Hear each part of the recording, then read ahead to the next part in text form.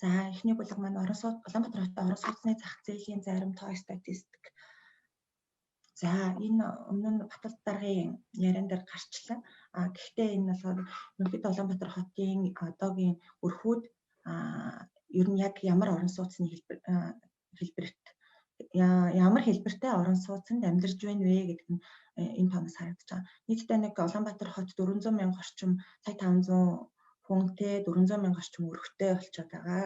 За эдгээрийн маань нэг 180 орчим мянган л одоогийн байдлаар орон сууцнд бусад нь гэр хороолол, гэр хороолол дотор байшин болон Монгол гэр гэсэн одоо юунд амьдарч байна тийм. Тэгэхээр ерөнхийдөө эндээс юу хаалгуулах гэдэг нь гэхээр нийтдээ Улаанбаатар хотын орон сууцны хэрэгцээ гэдэг юм бол хангагдах нь хаач байсан байна. Дээрээс нь энэ одоо орон сууцны хэрэгцээг хангахгүй болвол энэ цааталтай амьдарч байгаа 60% яг гэр хороолд амьдарч байгаа энэ 60% чинь нөгөө нөхөн жорлонгийн хөрсний бохирдлын асуудлууд, нөгөө агаарын бохирдлын асуудлууд байгаад байна. Тэгэхээр ер нь манай улс орны авч хэрэгжүүлж байгаа за алсын хараанд ч гэсэн 20-50 тусгагцнаар ч гэсэн тэр засгийн газрын бодлогууд дээр ч гэсэндээ орон сууцны за агаарын бохирдлуудыг, хөрсний бохирдлуудыг эдгээр асуудлуудыг шийдэхэд бол гол үүрэгтэй бас нэг хөшүүрэг болох хамгийн том одоо үйл ажиллагаа нь бол ерөнхийдөө орон сууцчлуулах юм байна гэдэг дээр нэгдсэн байгаа тийм. Тэгэхээр ерөнхийдөө нэг ийм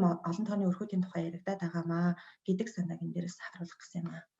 За 180 мянга орчим арх ингээд орон сууцнд амьдарч байна гэдэг чинь тийм. За энэ бол нийтдээ одоо Улаанбаатар хотын орон сууцны фондыг ингээд харуулж байна. 2009 оноос хойш яг ашиглалтанд орсон орон сууцны тоог харуулж байна. За доор эдийн засгийн ямар үеүүд байсан тий яг хизээ нь өсөөд хизээ нь буурч исэн бэ гэдэг тоог л ер нь бол эндээс харж болохоор байгаа. За 2012, 13, 14 онуудад энэ төр 15 онуудад энэ төр бүр жилд 20 гаруй мянган айл орон сууц ашиглалтанд орж исэн гэдэг нь эндээс харагдаж байна тийм. Энэ бол нөгөө ипотекийн 8% зээл гарч ирсэнтэй холбоотойгоор нийлүүлэлт. Ерөнхийдөө эдийн засагч өсөж исэн үеуд байсан. Дээрээс 8% залхаад хэрэгжээд 13 оны 6 сараас эхэллээ 3 сараас эхэллээ. Эхэлсэнтэй холбоотой ерөнхийдөө орон сууцны нийлүүлэлт бол маш өндөр болж 20 гаруй мянгаар ингээд явчихсан. За эхүүд тухайн үеүүдэд бол 8% зээлийн санхүүжилт бол нэг их найд нэлээд гараал энэ төр явдаг байсан. За энэс хоошоогоо бол ерөнхийдөө нөгөө санхүүжилтийн их усүр зарим талаар хомигдсантай холбоотой ерөнхийдөө нийлүүлэлтэн дээр бас тоо багасаж ирсэн.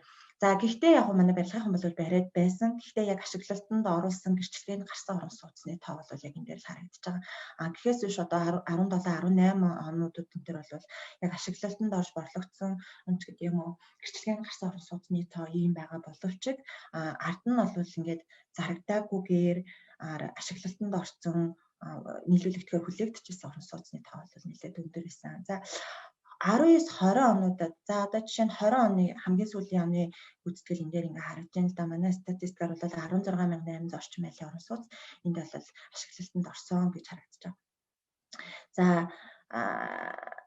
ковидтэй жил байсан. За тийм учраас өмнөх жилүүдээс бол жоохон буурсан. Гэхдээ олон улсын энэ бол ковидын нөлөө бол яг үнэндээ орон сууцны борлуулалт үйл хөдлөх хөрөнгөний барилгын болон үйл хөдлөх хөрөнгөний салбарт бол мэдээж тодорхой хэмжээгээр нөлөөсөн. За гэхдээ энэ чинь дотроо офс судалтай үйлчилгээ тий за үйлчилгээтэй орон сууц газар гэдэг ингээ үйл хөдлөлийн одоо статистикад маань дотор олон төрлөөр гарч байгаа. За бусад төрлүүдэд их нөлөөсөн хэрнээсээ ерөнхийдөө бол орон сууцны хэсэгт бол төдийлөн өндөр нөлөөлөл бол одоо хүртэл тийм өвчтэй мэдрэгдэхгүй байгаа. Мэдээж яг бууралтууд бол анзаарэгдэж байгаа. За тэгээд бид нар нэг 21 он, 22, 23 онуудад ерөнхийдөө төсөөлөл ямар байх нь вэ гэдэг байдлаар сая өмнө Монгол банкны танилцуулсан эдийн засгийн өсөлтийн талаар таамаглууд, бусад олон улсын байгууллагуудын эдийн засгийн өсөлтийн таамаглууд болон за бидний бас өөрсдийн дотоод хөтлж явж байгаа тоо статистикууд дээр үндэслээд дараа жилүүдэд бас орон сууцны нийлүүлэлт ерөнхийдөө ямар байх нь вэ? Эдийн хэмжээний орон сууц ашиглалтанд орох вэ гэдэг дээр нэг таамаглал төвшүүлсэн маань энэ 21, 22, 23 онуудад ийм хэмжээний одоо жишээ нь 21 он гэхэд 15,300, 22 онд 16,000, за 23 онд 19,700 ч гэх юм тийм.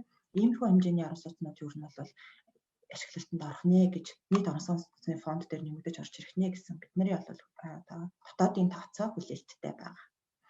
За энэ дээр бол бид нар энэ 2019 онд хийсэн судалгаануудаа барилга хотын халтын явдлаа хамтарч гүйцэтгэжсэн манай барилгын үндэсний ассоциац бол бас манай яг энэ судалгаан дээр хамтран гүйцэтгэгчээр оролцсон байгаа. За энэ судалгааны үр дүнгээс бол ерөнхийдөө энэ бол яг бизнес эрхлэгчдэд илүү сонирхолтой авах болов гэж энэ судалгааг оруулсан.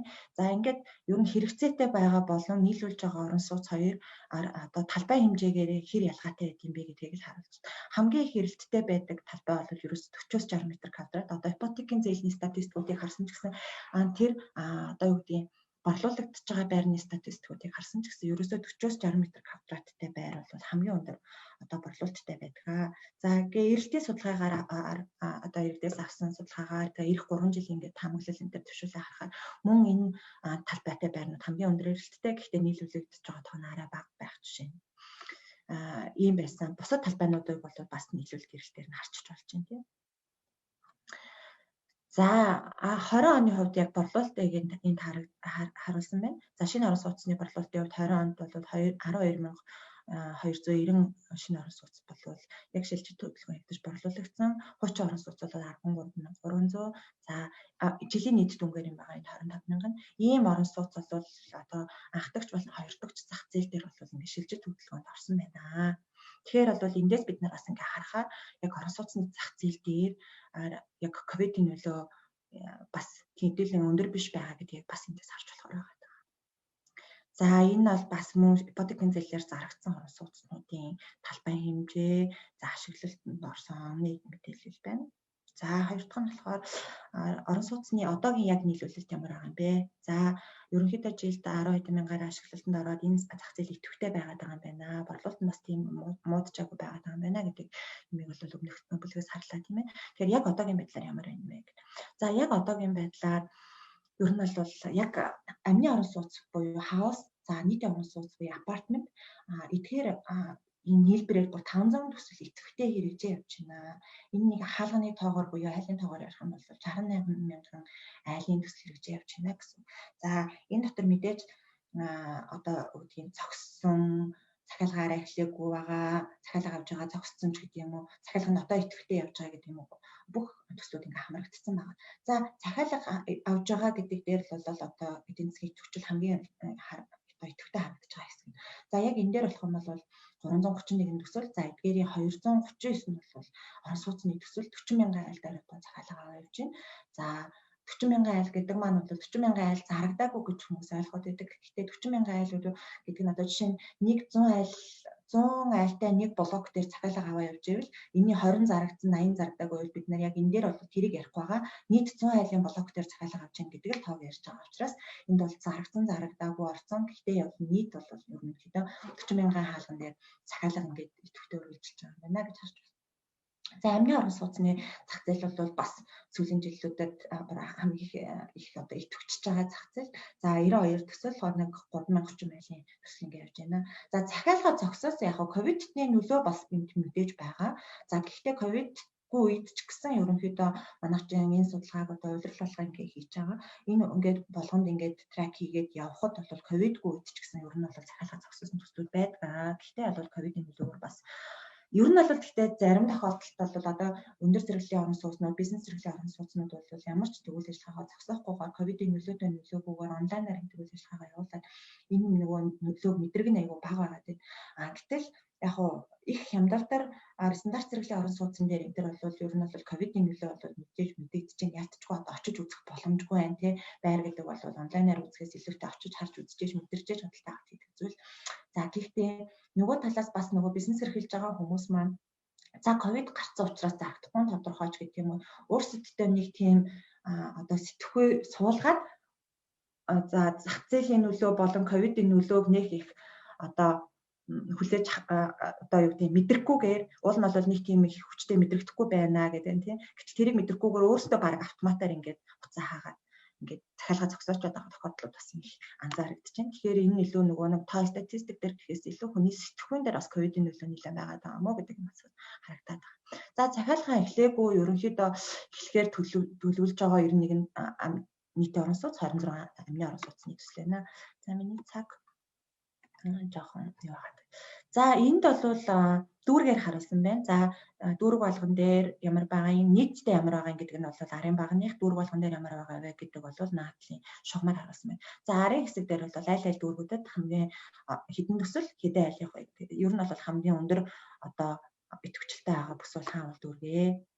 За энэ дээр бол нэг хоёр хаан бол дүүрэг дээр бол нэг хоёр байршил тий. Нэгдүгээрт нь ярмаг байгаа, нөгөөд нь бол нөгөө одоо хаан бол шинэ MRT-ийн иргэн тойронд байгаа төслүүдээ мэдээлэл бол идэвхжил бол нэлээд өндөр олон айлаар хэрэгжиж байгаа. За зэрэглэлийн хувьд бас энэ харагдаж байна. Ер нь хэд нийт хэрэгжиж байгаа төслийн 50% нь стандарт зэрэглэл, дундаж зэрэглэл 25 орчим хувь, бизнес зэрэглэл 21%, за өндөр зэрэглэл бол 3.9%. За би энийг ингээ ерөнхийдөө өмнөх жилүүдтэй ингээ харьцуулах юм бол бизнес зэрэглэлийн төслүүдийн тоо бол өмнөх жилүүдээс бол харьцангуй өсөж байгаа. За орон сууцны үнийн индекс. За Монгол банкны дэмжлэгтэйгээр орон сууцны үнийн индексийн аргачлалыг боловсруулад 2013 оноос хойш орон сууцны үнийн индексийг боцоор байгаа. Гэхдээ бид нар энэ дээр бол суурьа ерөөсөө өөрчлөхгүйгээр 2013 оны 1 сараар л ингээл явж байгаа. За ерөнхий индексийн хувьд бол 1.2 буюу ерөнхийдөө жилийн өсөлтөөр бол 8.4 845% өсөлттэй харагдсан тийм. Тэгээ шинэ хуучин орон сууцн дээр л бас ямар ялгаатай байгаанаас харагдаж байна. За дундаж үнийн хувьд бол за дундаж үнийг нэг хоёр юугаар хараад байгаа. Нэг нь бол 1 метр квадратын дундаж үн гэж харж байна. За тэр нь бол одоо 2,450,000 байна. Одоо хамгийн 20 оны 12 сарын байдлаар хамгийн сүүлийн манай гаргасан статистикаар бол 2,450 байна. За медиан үнэ бол бас гаргаж харахгүй бол яг дундаж үнийг бариад явахаар нийт портфоли дотор маань орж ирсэн орон сууцны одоо эзэлж байгаа хувь нөгөө бизнес өндөр зэрэглэлийн орон сууцнууд нэлээд ороод ирсэн. Метр квадрат нь 3,000 доллар гэдээ ороод ирж байгаа төслүүд бол дундаж үнийг бол нэлээд ийм цавлуулаад байгаа. Тийм учраас бол бид нар медиа үнийг бол бас сүүлийн үед тооцдог болсон. За медиа үнээр бол 2.2 сая сүүлийн саруудад бол байхаар мэдээс харагдаж байна. За зэрэглээрээ за саяны 2.450,000 гэдэг бол яг нийт дундаж шүү дээ. Тэгэхээр энийг ингээд зэрэглээр нь хуваагаад харах юм бол бид нэр дөрвөн зэрэглээр хуваагаад стандарт, дундаж, за бизнес өндөр гэж явж байгаа. За тэгэхээр зэрэг дундаж үн маань 2,400,000 маань ер нь стандарт дундаж 2-оос бол нэг жоохон дээгүүр бизнес өндөр 2-оос доогуур байгаа тийм. Тэгэхээр зэрэг ерөнхий хамгийн өндөр савлж байгаа нь бол ерөнхийдөө өндөр зэрэглэлийн төслүүд. Энэ дээр бол нэг цоотой хэдэн 10% төслүүд байгаа. Тэгээд метр квадратынхаа үнийг нэг $500 хөдлөхөд л ерөнхийдөө энэ өндөр зэрэглэлийн орон сууцны үн бол ингэж их савлж байна л да. За дүүргүүдэд ямар байгаа юм бэ гэдэг нь эндээс харж байна. За миний цаг ер нь дуусгаад байгаа учраас би бас сүүлд нөгөө хаан дүүрэгт идэвхжил айгүй өндөр байгаад байгаа гэдэгтэй холбоотой. За ярмаг дээр бол одоо төсөл нэлээд хэрэгжээд бас сүүлийн нэлээд жил болсон хүмүүс үл мэддэг болсон. За одоо бол хаан 2 дахь айгүй одоо хот байршил бол хаан дүүргийн 15, 18, 17 дугаар хороо буюу одоогийн нөгөө шинэ ийм арттай хаан шинэ ийм арттай хэсэг бол нэлээд идэвхжэлтэй хэрэгжиж байна. Эдгээр төслүүдээс ингээ харахаар одоо жишээ нь 15 дугаар орон Техно Global Town, Single Booty, Vega City, 18 дугаар орон Places Garden, Park Garden Complex те, Academy хотгон, Japantown, Akayo Residence, Tokyo Town, Gyrlo Vista. За 17 дугаар хороо гэхэд Хүннү 22, King Tower, Marshall Town, Han Hills, River Garden, Sky Garden Residence, за Тэнгэр Вилла гэдэг ийм төслүүд одоо ингээд зарим төслүүдээс нь бол бас борлогдоогүй байгаа учраас энэ дээрээс нэр нь орсон байгаа. Дахиад биш яг ашиглалтанд орсон төслүүдийг бол энэ харуулаг байгаа. За ингээ харахад бол яг энэ нөгөө газрын зураг дээр байршиж байгаа байршил, за эзэлж байгаа талбай хувьд бол харахаар бол энэ сайт дээр үзүүлсэн байгаа. За яг энэ байршил бол одоо ийм идэвхжэлтэй. За энэ яг байршил дээр одоо нийтдээ яг энэ 3 хорон дээр гэхэд 3,260 айлын төсөл одоо хэрэгжиж явж байна 17 төсөл гэсэн. За гэрээс бол 600 орчим ашиглалтанд орсон. За одоо ашиглалтанд орохоор нэг эх 2-3 жил хугацаанд ашиглалтанд орохоор 2,654 айлын одоо хаалга бол бас төлөвлөгдсөн. Одоо яг энэ төслүүд дээр төлөвлөгдсөн байгаа гэсэн. За энэ төслөө энэ одоо хэсгийн бол бас онцлог нь бол ерөнхийдөө дандаа бизнес өндөр зэрэглэлийн нэлээд юм дундаас дээд түвшний зэрэглэлийн төслүүд хэрэгжиж байгаа. Тэгээд 78% нь бол бизнес зэрэглэлийн айлын товгороо үзэхээр 22% нь бол өндөр зэрэглэлийн төслүүд байна. За дундаж үн нь яг энэ одоо area дээр дундаж үн нь бол 4.3 сая төгрөгийн дундаж үнэтэй. Ийм нэг бас онцлог бүс энд бас ингээд үүсэж байна. За энийг бас цаг хүмүүс сонирхолтой хавлаа гэж бодлоо. За ингээд миний хэлтгэл дууссан. Баярлалаа.